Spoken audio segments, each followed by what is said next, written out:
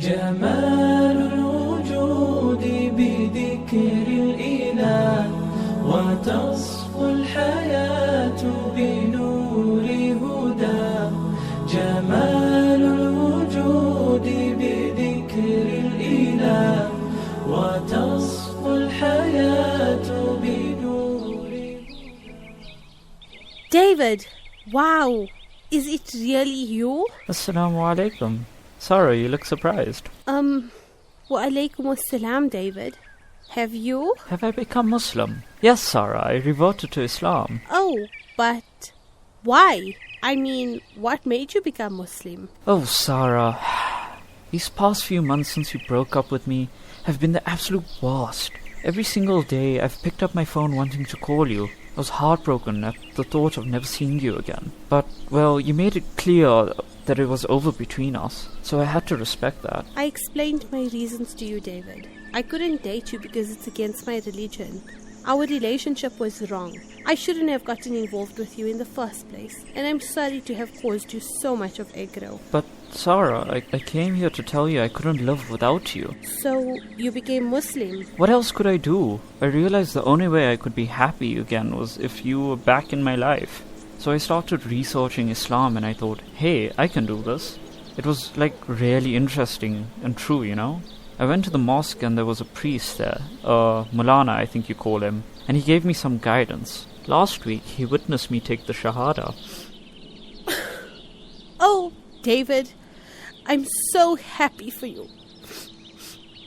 But you do know that your being Muslim doesn't mean we can be together, right? Yes, well, I did learn that relationships outside of marriage are prohibited. So, I've come here with the plan of proposal, Sarah. What? No, I can't. Sarah, I can't imagine life without you. Will you do me the honors of marrying me? No, I mean, I can't. I'm young and I've been provisionally accepted to study medicine at a university next year. I can't get married now. Sarah, who's at the door? Call them in. No, don't worry, Dada. Oh, assalamu alaikum. Who are you? Wa alaikum salam. I'm David. David? You the one our Sarah was seeing, right? But I thought you weren't a Muslim. What are you doing here? You're right, sir. I wasn't Muslim until last week. But now I've reverted to Islam. Allahu Akbar, MashaAllah. Welcome to the deen, David. Or is it Dawood now? No, I haven't yet decided on a Muslim name. All in good time, son. Do your parents know that you have accepted Islam? My parents really don't care about religion. My father is Jewish and my mother is Christian, but neither of them are practicing. They're just glad I'm no longer agnostic.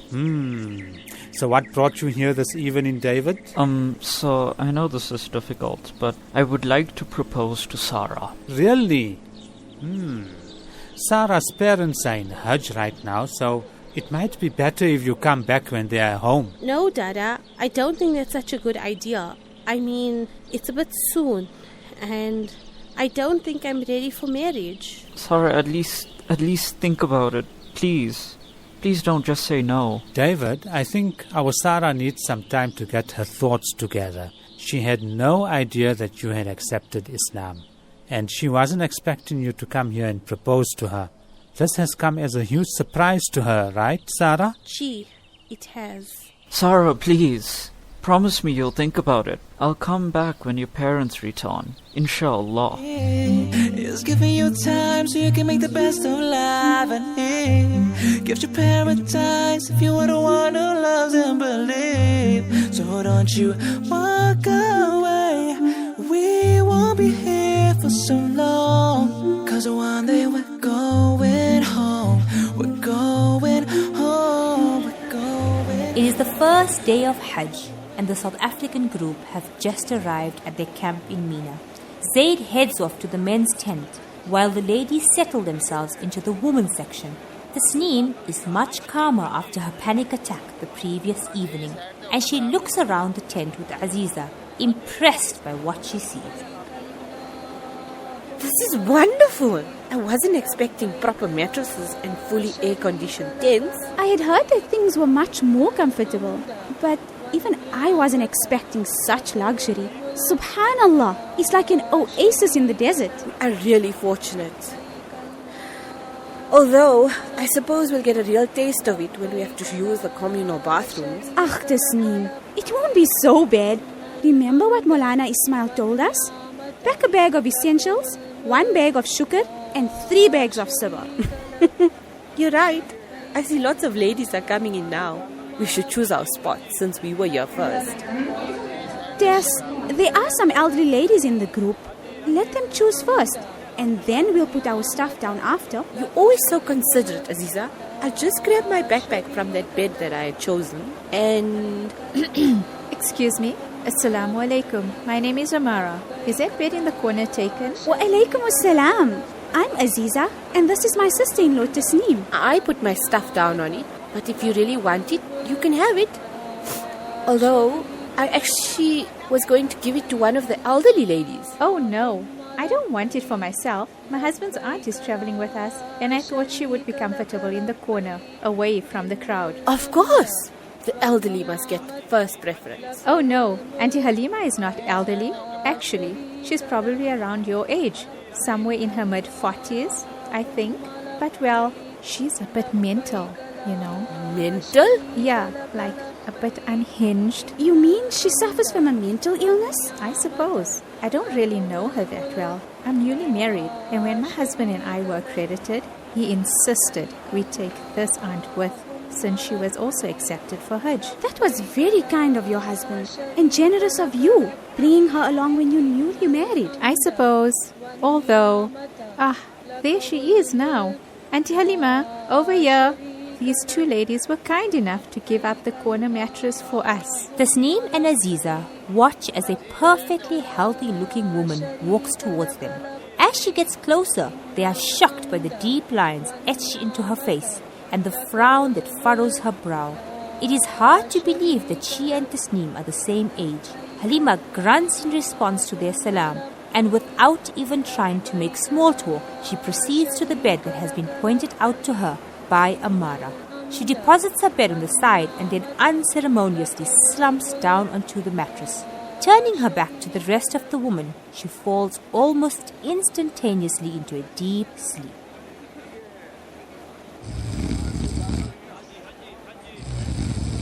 Phew, she looks pretty normal to me. But is she always so abrupt? Oh, Marf, I'm so sorry about that. Auntie Halima must be exhausted after the walk from Mecca. As I said, she is a bit mental, but she isn't usually so rude. No need to apologize, Amara. The world is made up of all types of people, and we need to accept all of them for who they are. So what type of mental problem is she actually suffering from? Depression and anxiety, I think. She was very normal before, apparently. But in like the past year, she lost both her husband and her 2 sons to COVID. And ever since then, she's been like this.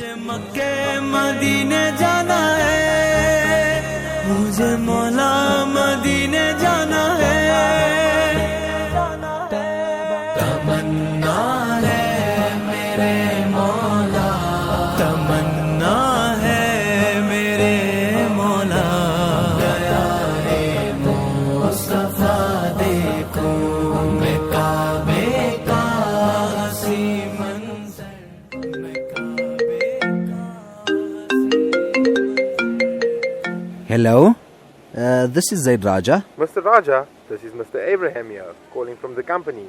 I know you're somewhere in Mecca, but we're having some issues with the project you're helping to design. Yes. So what can I do for you? Mr. Raja, it seems that the design you were working on for the annexure for the mall has some inconsistencies that we cannot understand. I'm going to have to ask you to cut short your trip and come home on the next available flight so that we can sort this out. But sir, that's impossible. I'm in Hajj and Well, Mr. Raja, since the mess up is from your side, and if you're refusing to come back and sort it out, I'm afraid that we will have to let you go.